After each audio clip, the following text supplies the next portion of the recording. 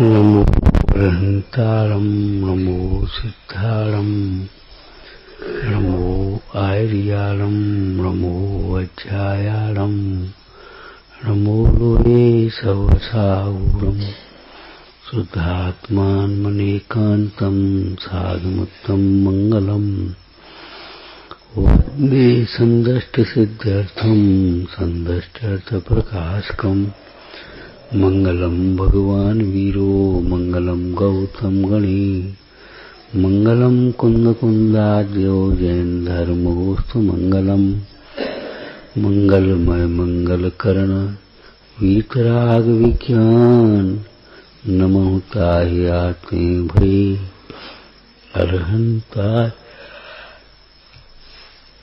महान नमः श्री वर्धमानाय निर्धूत कल्यात्मने सालोकानां तुलोकानां यद्विद्या दर्पणायते।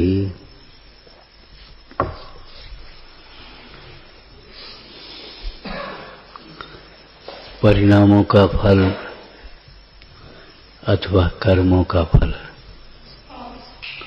परिणाम से ही कर्म बनते हैं, तो कर्म का फल भी अपने परिणामों का ही फल समझना चाहिए। परिणामों का फल तो तीर्थंकर होने वाले जीव को भी भोगना ही होता है। कोई सोचे हम पंडित जी हैं तो हमें कर्म का फल नहीं भोगना पड़ेगा। कोई सोचे हम सेठ हैं तो हमें कर्म का फल नहीं भोगना पड़ेगा। कोई सोचे हम मिनिस्टर हैं, कलेक्टर हैं, कर्म का फल नहीं भोगना पड़ेगा। भ्रम में मत रहना। कर्मों का फल अथवा परिणामों का फल तो तीर्थंकर होने वाले जीव को भी भोगना ही होता है।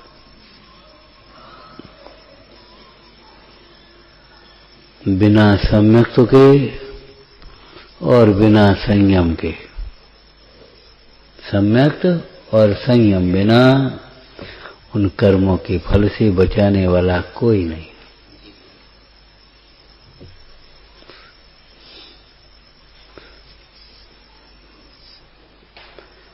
देखो, तपस्थ नारायण अपने उन परिणामों के फल से नरक गया ही, वहां से आकर के सिंह की पर्याय में आया ही, फिर नरक गया और फिर आकर के सिंह की पर्याय में आया। कौन बचावे? तीर्थंकर होने वाला जीव है, अब क्या करे?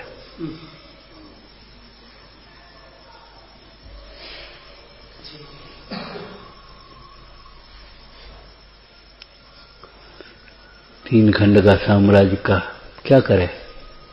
इतनी सेना क्या करे? वो बल कहां करे?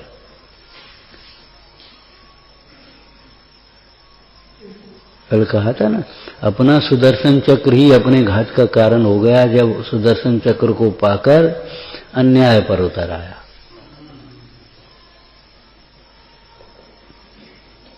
इनके सुदर्शन चक्र से तीन खंड की विजय करी है सुग्रीव ने, और उसी तीन सुदर्शन चक्र से मारा गया। सुदर्शन चक्र चला गया किसमें? पुण्य के, उस त्रिपिष्ट के हाथ।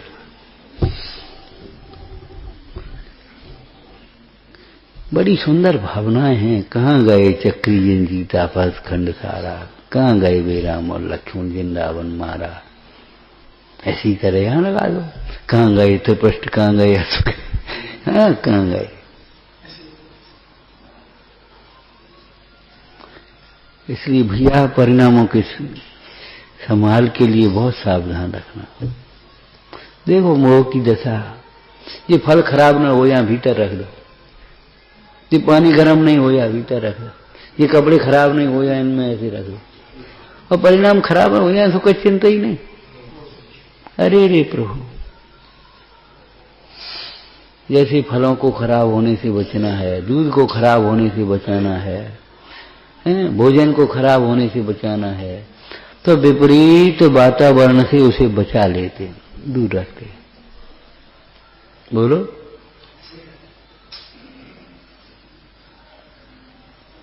ये भोजन बिगड़ जाएगा, वही भीतर रख दो, ढांक के रख दो, इसमें कोई चींटी गिर जाएगी, कोई कुछ हो जाएगा, है? ऐसे हमारे कुसंग में परिणाम बिगड़ेंगे, भैया दूर रहो। अपन तो ग्रस्त अवस्था में बैठे हैं। आचार्य कुंद कुंद देव तो मुनिराजों से कह रहे हैं प्रवचन शादी में, हे साधो, लौकिक जनों की संगति तेरे पतन का कारण बने। अपने से अधिक गुणवानों की संगति करो, और नहीं तो कम से कम समान गुणधारों की। कुसंग में तो इतने ऐसे सावधान रहो जैसे कोई धन को पास में रखता हुआ ठगों से सावधान रहता। यात्रा में सब जगह लिखा होता है ठगों से सावधान, ठगों से लड़ो थोड़ी लिखा होता है। भिड़ो भी नहीं, लड़ो भी नहीं, दोस्ती करो ये भी नहीं बनेगी, उनकी विश्वास करो ये भी नहीं बनेगी। फिर कि अपन सावधान रहोगे तो बच जाओ।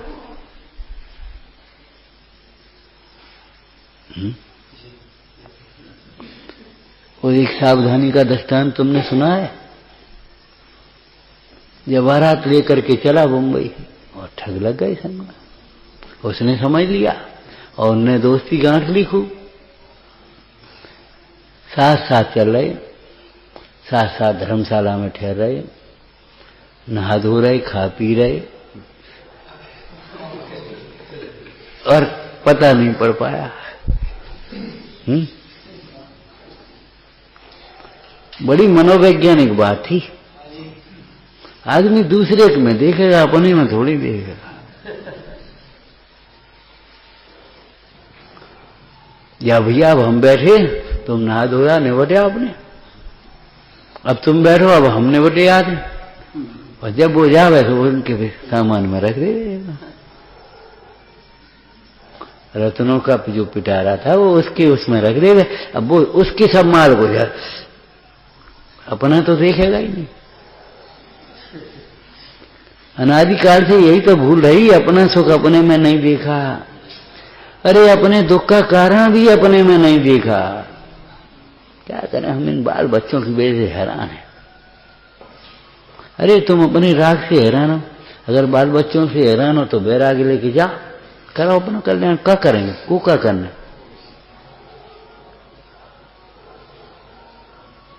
हम तो समाज के मारे हैरान, तो जंगल में जाओ, रहो, क्या कुछ हूं, सब इतना राग नहीं घटा, तो ये कहो राग के कारण हैरान।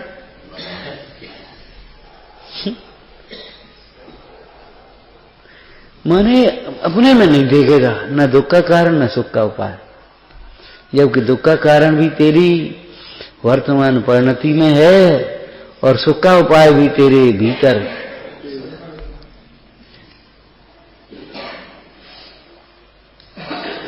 तेरी मंजिल भी भीतर है और तेरा मार्ग भी भीतर है। आखिर सिंह की पर्याय में चला गया। काल लब्धि बिना करोड़ उपाय करो तो भी कार्य सिद्धि नहीं। कलश टीका में लिखा, किस अभिप्राय है?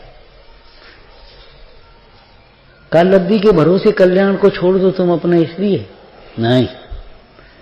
कोई जीव अगर नहीं सुन रहा, नहीं मान रहा। आज ही एक प्रश्न आ गया दोपहर में, वो आए थे, हाँ तुम्हारे मेहमान समझ लो साधारण, बोले जैन धर्म जब इतना उत्कृष्ट है तो इसको मानने वाले कम क्यों हैं? हमने कहा उत्तम उत्तम वस्तुएं कम ही होती हैं, क्या को लगी? इसके संसार का किनारा नजदीक आ गया, भली होनार है, काल लब्धि निकट आ गई है, उसको ये धर्म सुहाएगा। हमने कहा ये तो हम लौकिक बात कर रहे, तुमने 5वें 6वें की संस्कृत में पढ़ा होगा, बने बने न चंदनम। चंदन का सब जगह हो, तो जैसे जी बेशरम ठाड़ो हो या बबूरा ठाड़ो, दक्षिणी बबूरा, और जो तुम्हारे अकहुआ ऐसे ठाड़े हो जाते जंगल सड़क के किनारे, ऐसे क्या चंदन होता है क्या? गजे गजे न मुक्ता, हर सर्व के पास मणि होती है। हर सर्प के पास मणि है?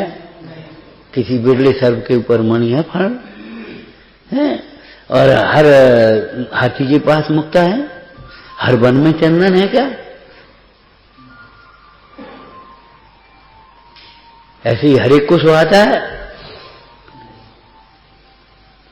काल लब्धि आ जाए तो सारे योग बन जाते। ऐसा जानकर कोई ना माने उत्तम उपदेश को, कोई धर्म मार्ग में प्रेरणा करने पर भी न लगे तो कथाएं मत करना, उसका अभी काल दूर है, घबराओ मत, समता रखना। बस इसलिए कहा है तुम अपना कल्याण काल लब्धि के भरोसे छोड़ दो, ये मत कह जब काल आएगा तब करेंगे।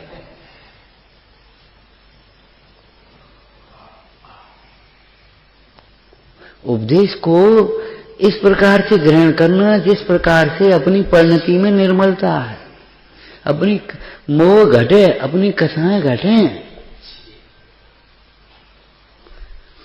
संभाय तो सारे हैं, स्वभाव है, पुरुषार्थ है, काल लब्धि है, भवितव्य है, निमित्त है, सब है, लेकिन आप उनका प्रयोग करना सीखो।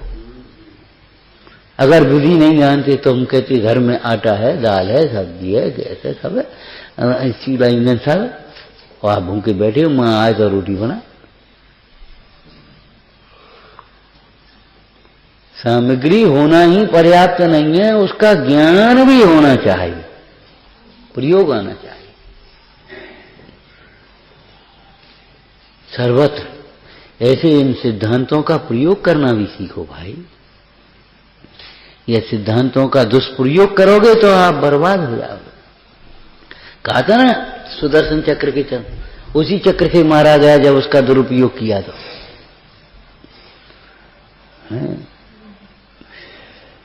तो विचारना सिंह की काल लब्धि आ गई। काल लब्धि आने पर स्वयमेव निमित्त बन जाते। उन मुनिराजों ने कहा सुना भगवान की वाणी में कि अमुक पर्वत पर वो सिंह, वो 10वें भव में तीर्थंकर होगा। वे वहां से चले और वहां आए सो क्या देखा, वो सिंह क्रूर रौद्र, और सामने हिरण को ऐसे फाड़ा ही दिया उसने। अब पड़ा ऐसी जगह भैया अपन तो खड़े भी नहीं हो पाए। हे भैया चल चल चल, अपन तो खड़े भी नहीं हो पाए। उस तड़पता हुआ सिंह सामने पड़ा, वो क्या नाम हिरण सामने पड़ा, और वो ऐसी महाराज उपदेश दे। अबे तुम्हें न कैसे वैसे बैठ गया तो हम कब चलो उपदेश हम ऐसे लौट जाएंगे। सोचो अरे सचमुच सही बात तो ये है, आत्मा जैसा आत्मा ही है, ज्ञान जैसा ज्ञान ही है, सिद्ध भगवान जैसे सिद्ध भगवान ही है, साधु जैसे साधु ही है, सम्यक जैसा सम्यक ही है, धर्म जैसा धर्म ही है, धर्म जैसी कोई दूसरी वस्तु विश्व में नहीं है। ऐसे निर्गम साधु जैसे साधु दूसरे नहीं। मुनि नाम अलौकिक वृत्ति। अब आप समझिए निर्विचिकित्सा अंग कितना आवश्यक है। जिसके जीवन में निर्विचिकित्सा नाम का अंग नहीं है वह धर्म प्रभावक तो हो ही नहीं सकता, धर्मात्मा ही नहीं हो पाएगा, धर्म प्रभावक कहां से होगा। अरे इन मुनीश्वरों के सामने तो भीड़ आ जाए, चोर आ जाए, चांडाल आ जाए, सबको आशीर्वाद भी देंगे और यथा योग्य उनको उपदेश भी देंगे। सबको कोई समाचार सुना देंगे, ये बात नहीं आज की भाषा में कहेंगे, लेकिन उसको उसकी पात्रता के अनुसार उपदेश भी देंगे। पूर्वा भील को कुछ नहीं, शिकार और मां से छुड़ाए, और सब नहीं छोड़ पाए तो कौए का मैं छोड़ दो, ये भी कथा आ गई। चलो जितना छोड़े, चोर को झूठ बोलना ही छुड़ा दिया, चलो झूठ मत बोलना, चोरी नहीं छोड़ पा रहा कोई बात नहीं, लेकिन जानते थे सत्यवादी चोर नहीं रह सकता, कब तक चोरी करेगा। और भाई हुआ 2 दिन नहीं कर पाया। भाई तू कौन है? क्या चोर है? मजाक कर रहा होगा कोई। क्या चुरा? कि घोड़ा ले जा रहा हूं, अरे कोई होगा घोड़ा को, और सवेरे देखा सचमुच ले गया। तो क्या वो तो सच बोलता है, अरे भाई आज गजब तमाशा ये, चलो देखो ढूंढो। तो पेड़ के नीचे सो रहा था। क्यों भाई कौन है? कि मैं चोर हूं। क्या चोरा है? घोड़ा। कहाँ है? कि वो बोला राजा के पास लाए। बोले ये आदमी है। बोले महाराज के पास हमने नियम लिया है। अरे रे प्रभु तेरे सारे अपराध क्षमा। बोल भाई, एक दिन सत्य बोलने का तो ये फल है, जीवन भर सत्य बोलेंगे तो क्या करेंगे? और एक पाप छोड़ने का तो ये फल है, हाँ, और सारे पाप छोड़ेंगे तो कैसा जीवन होगा? बहुत लोग कहते एक दिन में क्या हो जाओ, एक दिन से क्या हो जाओ। अरे करके तो देखो, विश्वास आ जाएगा तुम्हें, तुम्हारी विशुद्धता बढ़ेगी, तुम्हारी महिमा आएगी तुम्हें।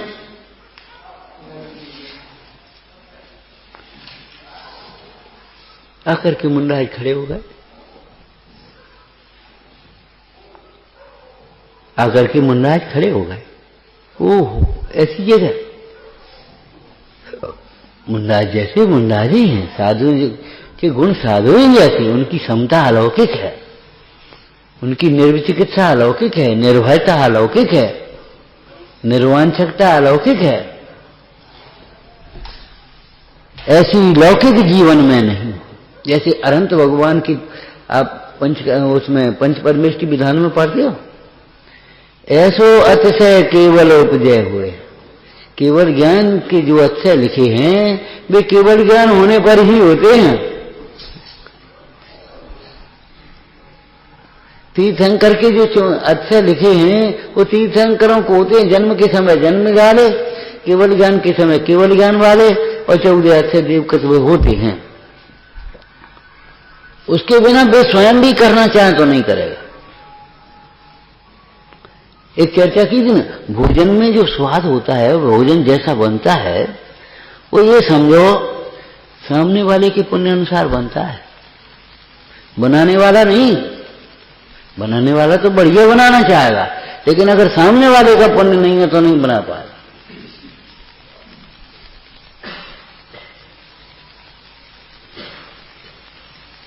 अकेले भोजन सामग्री वही है, उससे नहीं होगा कुछ।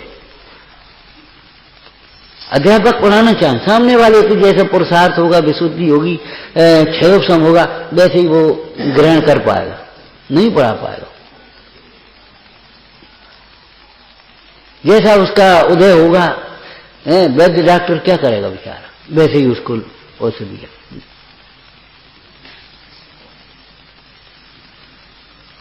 जीव की योग्यता अथवा किसी भी कार्य की योग्यता उस कार्य का नियामक कारण है। निमित्त तो निमित्त ही है। कैसी सुंदर कोई घटना सुनी है तुमने? दुआ सुना है, उसमें घटना गर्भित है दोहे में, बोलो।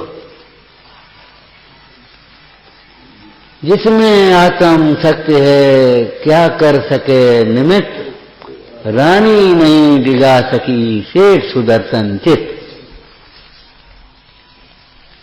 शेठ सुदर्शन के चित्त को क्या वो रानी भी चलायमान कर सकी?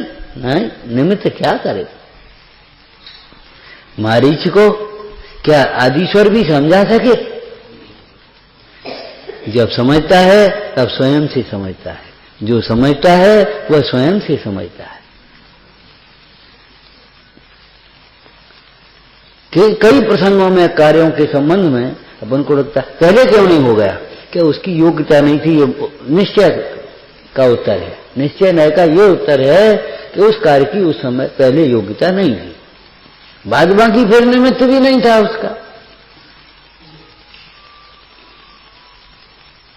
उसका स्वकाल भी नहीं था। मूल कारण है ऐसा समझने से तुम्हें पर के कर्तृत्व का वजन नहीं आएगा, अपने कर्तृत्व का वजन नहीं आएगा, दूसरे का दोष नहीं दिखाई देगा, अहंकार नहीं आएगा कभी। नहीं तो ऐसे ही प्रश्नों से चित्त जगमगा जाता है और यथार्थ उपदेश को नहीं समझ पाते। उपादान निमित्त की चर्चा चल रही और बाई कहती है आप कहते हो योग्यता से रोटी बनती है तो आटा पहले रखा था, पहले क्यों नहीं बन गई? अरे हम जब मंदिर से गए हमने बनाई तब बनी, आटा तो पहले था ना, उपादान कहां गया था? अरे भैया त्रैकालिक उपादान था, क्षणिक उपादान नहीं था। योग्यता एवं प्रत्यामक कारण वो क्षणिक उपादान।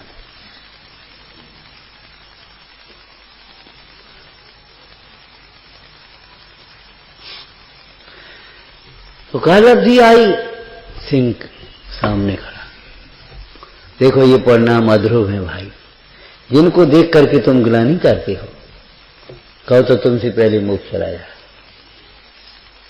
कभी किसी की वर्तमान परिणति मात्र देख करके ग्लानि मत करना। दृष्टांत बोलो, जैसे अरे वो तो ठीक है, वो तो अब चल ही रहा है, बोलो जैसे मलमूत्र में संग आने पर भी माता अपने बालक से ग्लानि नहीं करती उस पर्याय को देख करके। उस पर्याय में भी उसको भेद ज्ञान है कि मलमूत्र गंदगी अलग है और बालक अलग है। यद्यपि वह गंदगी बालक के ही द्वारा की गई है, बालक ने ही अपने हाथ पांव सान लिए हैं, और उस समय वैसी अवस्था में वो बालक गोद में लेने लायक नहीं है, फिर भी बालक बालक है, बालक बालक है, गंदगी गंदगी। उस अवस्था में भी गंदगी को मां अलग जानती है, और उसने आई और झट से वेद ज्ञान किया, उसने वेद ज्ञान किया और झट से उसको उठाया, ऐसे ही गोद में नहीं लगी, झट से उसको कपड़े अलग किए, जरा पानी लाना तो करना, ऐसे 5-5 के कपड़े बदलवाए, गोद में नहीं। जैसे उस बालक को ग्लानि करके फेंकती भी नहीं है, छोड़ती भी नहीं है, और गंदी अवस्था में गोद में से लगाती भी नहीं है, उसकी गंदगी को दूर करके अपनी गोद में ले लेती है। ऐसे ही धर्मात्मा दूसरे जीवों के दोषों को छुड़ा करके अपने समान बना लेते हैं, अपनी शरण में ले लेते हैं। दोषों को के कारण से उन जीवों का तिरस्कार भी नहीं करते, उन्हें छोड़ते भी नहीं है, और दोष रूप अवस्था में ही उनको अपनाते भी नहीं, दोष रूप अवस्था को नहीं अपनाते, लेकिन दोषों के कारण से उन जीवों का तिरस्कार भी नहीं। अरे हर तू चोर चोर, कोई देखेगा तो क्या कर, भगिया भगिया, है वो चोर, है वो सिंह, है हिंसक। अब सिंह की पर्याय में आया, कैसी परिणति, और आकर के खड़े हो गए बिना गाने के, बड़े प्रसन्न मुद्रा। आपको कहा था ना, शांत मुद्रा, जिन मुद्रा, प्रसन्न मुद्रा सबसे अधिक प्रभावक होती है।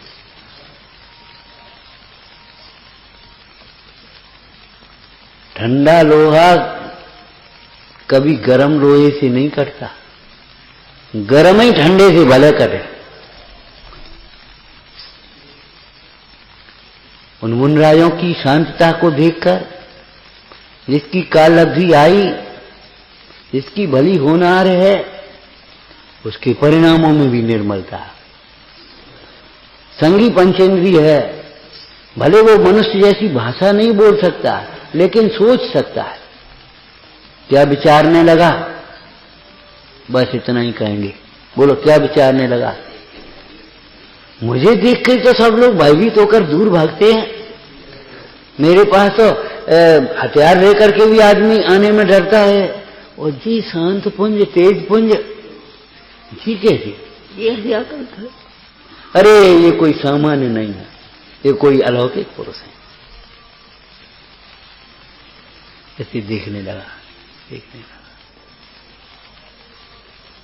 एक टक जन तुमको अवलो, अवर विषय करे न को कर क्षीर जलद जल पान, खार नीर पीवे मतिमान।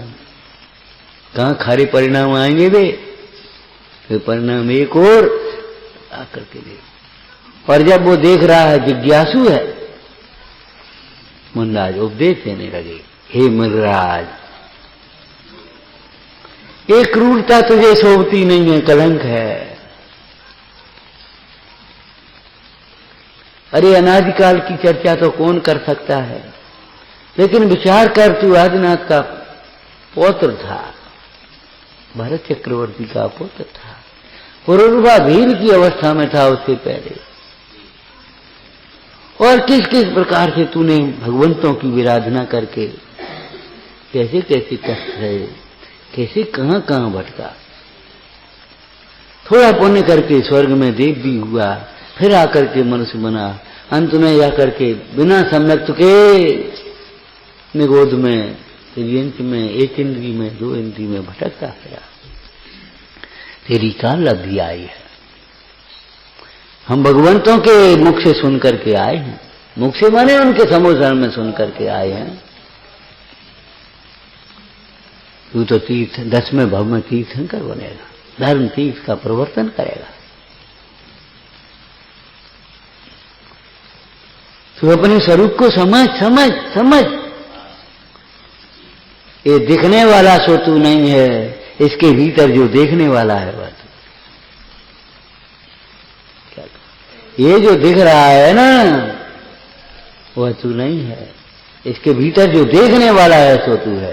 पंडित जी की भाषा में बोलो, टोटमल जी की, इस पर्याय विषय जो को देखन जानन हारो सो, मैं हूं जीव द्रव्य गुण भूप, एक अनादि अनंत रूप। ऐसा तू अनुभव कर, निर्णय कर, समझ और प्रत्यक्ष अनुभव कर। देख देख, भीतर देख, बाहर क्या दिख रहा है, भीतर देख।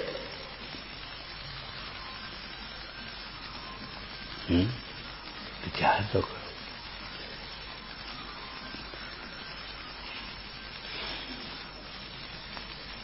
और सिंह समझ गया, खग जाने खगी की भाषा, शब्दों को भले ग्रहण नहीं कर पाता, रट नहीं पाता, सुना नहीं पाता, लेकिन वो भाव को समझ गया। आज भी त्रियंत तुम्हारे लाड़ प्यार को और तुम्हारी क्रूरता को समझते हैं। बच्चा खेलता रहा उसके पास, कुत्ते के पास, वो काटता नहीं है, उसको ऐसे करता रहे चाहे कुछ कर, और तुम अगर कुछ कर दो यार काट देगा कौन।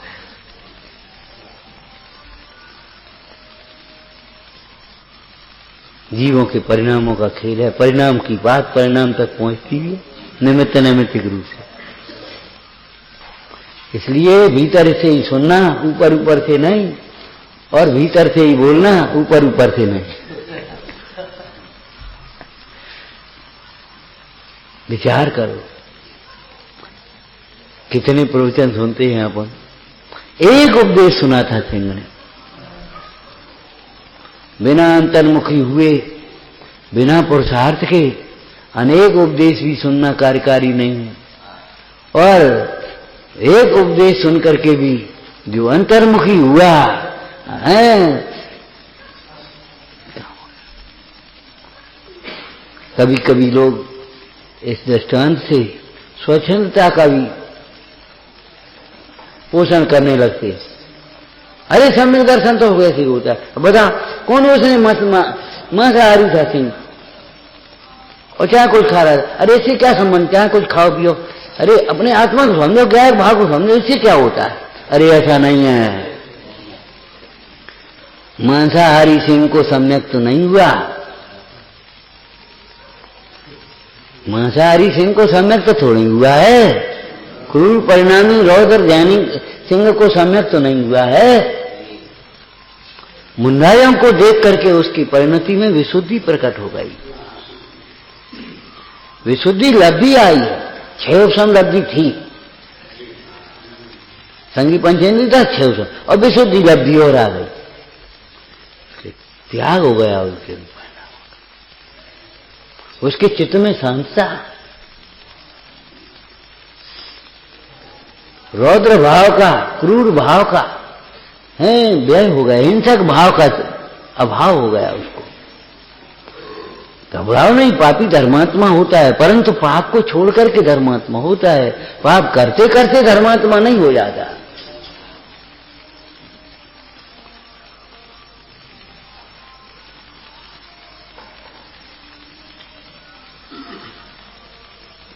विचार करो,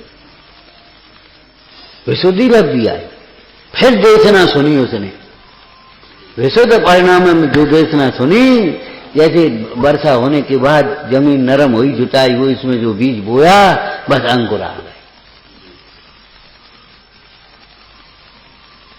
अब वो न न्याय जानता था, न प्रमाण जानता था, न ज्यादा पढ़ा लिखा था कि महाराज ये तो निश्चय की बात है, हम तो तेरे सिंह हम का समझे, आप तो हमें कोई सरल सी बात बता।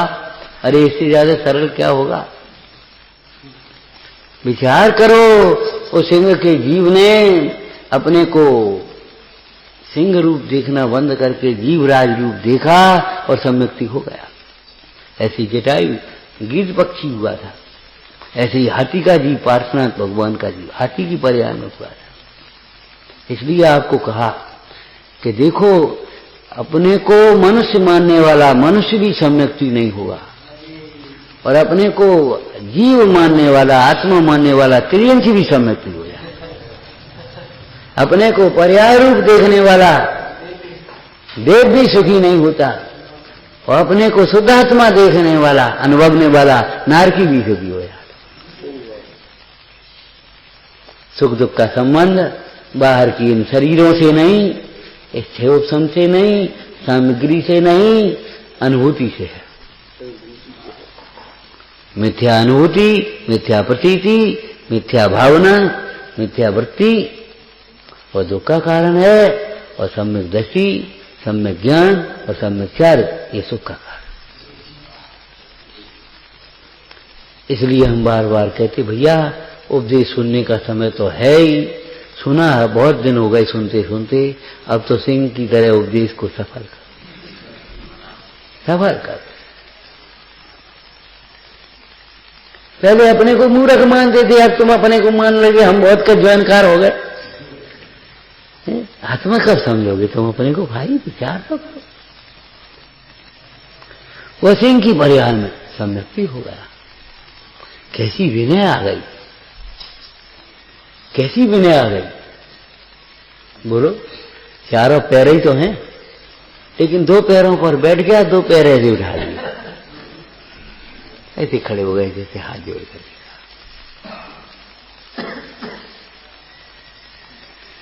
अपना मंथा रख दिया, ऐसे परिक्रमा करने लगा। कहां से आ गई भक्ति? कहां से आ गई? अंतर से आती।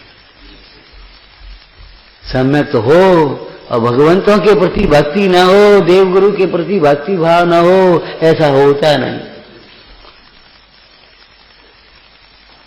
और सम्यक तो ना हो तो फिर ऊपरी भक्ति तो जितनी है जैसी है ठीक है, वो हमारा भाव नहीं होता, वो हमारा ऐसा होता है, हमें कोई पूछता नहीं है, हमसे कुछ कहता नहीं, तो हमारा भाव नहीं होता, बस यही करते रही जीवन भर। अरे तुम्हारा भाव नहीं होता इसलिए तुम्हें कोई नहीं पूछता, तुम्हें होता है ना। हमारा भाव नहीं होता, पहले भाव चाहिए। कई डॉक्टर के पास जाओ कि पहले हमको ठीक कर दो, उसके बाद दवाई खाएंगे। न जान तुमने कहा दे दो, हमें कब दो, तुम जहर दे दो, हम मर गए तो। अरे वैद्य कहता है हमें जहर की जरूरत होगी तो जहर भी देंगे शोधन करके, घबरा मत, हमारे द्वारा दिए गए जहर के से भी तू नहीं मरेगा, तेरा रोग मरेगा। और अपनी कल्पना की तू मिष्ठान भी खाएगा तो भी मरेगा।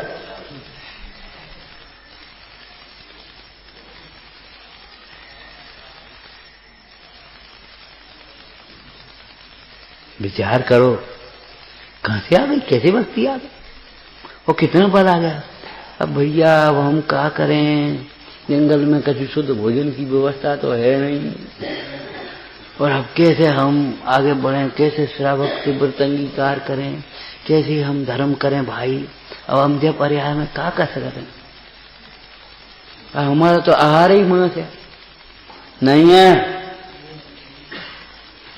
आत्मा के स्वभाव को देखें तो अनाहारी है, और स्वभाव को समझा है वह युक्ताहारी है। योग्य आहार होता है, फिर वह अवक्ष भक्षण नहीं करता। तब तो मुंदाज ने सीता से कहा था सीते ये पक्षी श्रावक हो गया, अब अवक्ष भक्षण तो करेगा नहीं, इसका पुत्र की तरह पालन करना। तब सीता ने जैसे पुत्र का नाम रखते हैं ऐसे उसका नाम जटायु रख लिया। ये नाम रखा गया था उसका जटायु। जटायु नाम का कोई पक्षी थोड़ी होता है, गीत पक्षी था, नाम रखा था और वह उन्हीं के संग में रहे। पद्म पुराण का वचनकार ने कैसे लिखा है? राम भक्ति करें और सीता वीणा बजाएं, तो जटायु वो गीत पक्षी भी पंख उठा करके नृत्य करे, विभोर हुए, कृत कार्य अनुमोदना दे। हमें बोलना नहीं आता, हमें शर्म लगती है, हमें ऐसा होता है, हमें वैसा होता है। उल्टा बोलने के लिए शर्म नहीं लगती। विवाह होकर के आया, एक बहू आई है, अच्छा भजन बोलती थी, किसी ने कहा बेटा भजन बोलो, हमें शर्म लगाते और दरवाजे पे खड़े बातें कर बेकर शर्म नहीं लगाती। दरवाजे पे खड़े बातें करे, जिन्हें देखने पड़े बूढ़े पुराने को इंतजार के जो हटे तब नहीं करें, वहां शर्म नहीं लग रही, और भक्ति बोलने में भजन बोलने में शर्म लग रही। अरे रे प्रभु, योग वचन बोलने के लिए हमें समझ नहीं है, हमें एक अकल नहीं है, हमारे पाप का हो रहे है, और अयोग्य वचन बोलने के लिए नहीं है। अरे ये तेरा छल है भाई, सिंह से कुछ सीख। सिंह जैसा पराक्रम होना चाहिए। ये तो सिंहों का मार्ग है, वीरों का मार्ग है। परंतु इस स्तुति में एक शब्द लिखा है, अभिनंदन भगवान की स्तुति में चतुर्विंशति तीर्थंकर, क्रूरता से शून्य। हाँ, सिंह वृत्ति तो होती है ज्ञानियों की, लेकिन क्रूर वृत्ति नहीं होती। हाँ, क्रूरता से शून्य। तो सिंह वृत्ति कैसी?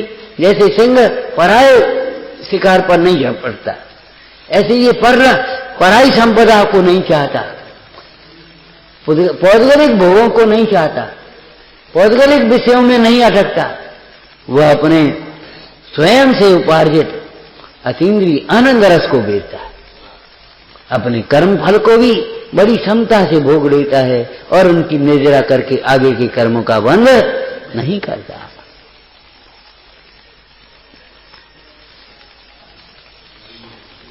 कैसे होता है सम्यक? इस प्रसंग से, महावीर चरित्र के इस प्रसंग से सम्यक की विधि समझ लेना। कितना सरल, जिसको आपने कठिन बना रखा है, ये तो बहुत कठिन, कितना सरल और कितना आनंदमय। सम्यक के संबंध में यदि कठिन की मानता हो अपने अंदर तो दूर कर लेना, लेकिन सहजता से, कोमलता से, विनय से, भक्ति से, विशुद्धि से सुन करके अंतर में समाने से सम्यक तो होता है। सुन करके उड़ाने से सम्यक तो नहीं होता, अभिनय से सम्यक तो नहीं होता, कुटिलता से सम्यक तो नहीं होता, कठोरता से सम्यक तो नहीं होता। ये विपरीत भाव हमारे सम्यक मार्ग की प्राप्ति में, सम्यक की प्राप्ति में बाधक हो रहे। इन भावों से परे करके देखो अभी सम्यक होता है। विचारना। सजानंदी शोध स्वरूपी अविनाशी में आत्मस्वरूप, सजानंदी शोध स्वरूपी अविनाशी में आत्मस्वरूप, सजानंदी।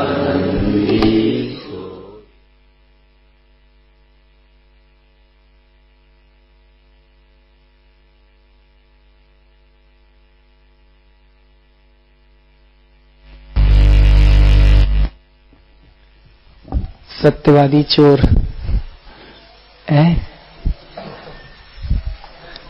कैसे गजब का जैन शासन, कैसे सुंदर मंगलकारी वचन, एक प्रतिज्ञा से, एक परिणाम की समाज से पूरा जीवन कैसे बदल जाता है।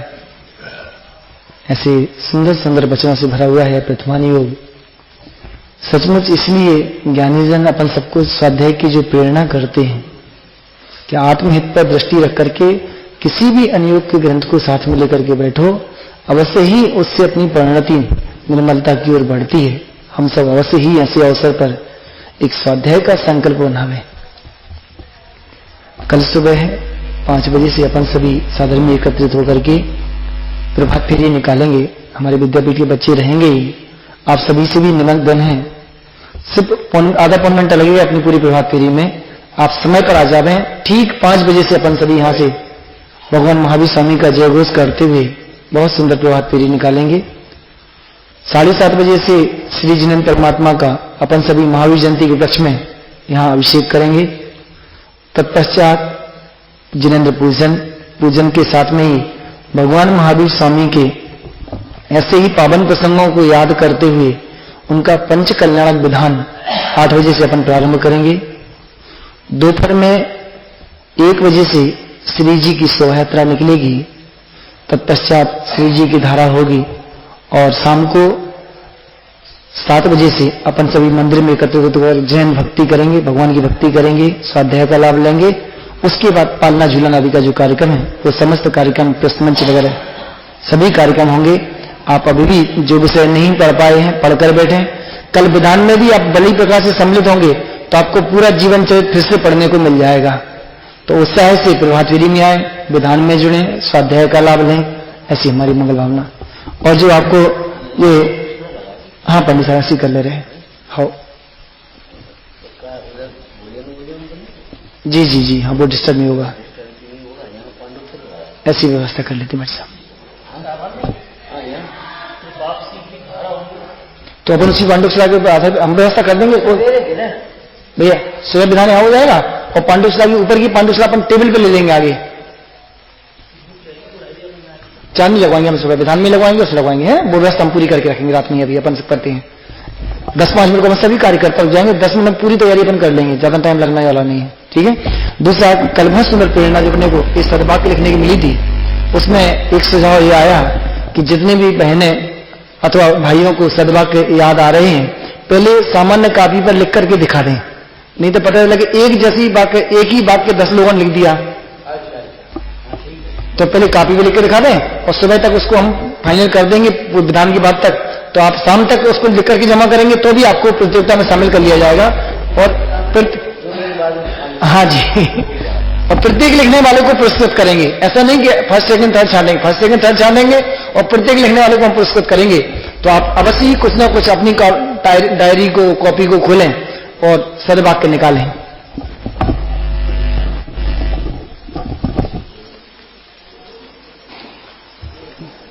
हे देव तेरी